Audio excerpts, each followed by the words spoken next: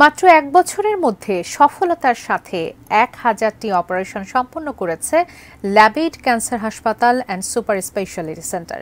বৃহস্পতিবার ল্যাবেইড ক্যান্সার হাসপাতাল and super speciality সেন্টারে এক সংবাদ সম্মেলনে একথা জানান হাসপাতালটির ম্যানেজিং ডিরেক্টর সাকিব শামীম।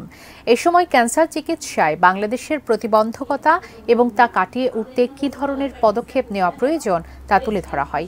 তিনি জানান, মাত্র ১.25% সার্জিক্যাল সাইট ইনফেকশন রেট নিয়ে ১,০০০টি অপারেশন সম্পন্ন করে এক বিরল দৃষ্টান্ত স্থাপন করেছে এই হাসপাতাল, যা ভারত, যুক্তরাজ্য এবং যুক্তরাষ্ট্রের মতো উন্নত দেশের হাসপাতালগুলোর থেকেও কম। হাসপাতালটির সার্বিক উন্নয়নে সকলকে একযোগে কাজ করার আহ্বান জানান তিনি। অনুষ্ঠানে হাসপাতালের ঊর্ধ্বতন কর্মকর্তা, বিশেষজ্ঞ চিকিৎসক, নার্স সহ অন্যান্যরা উপস্থিত ছিলেন।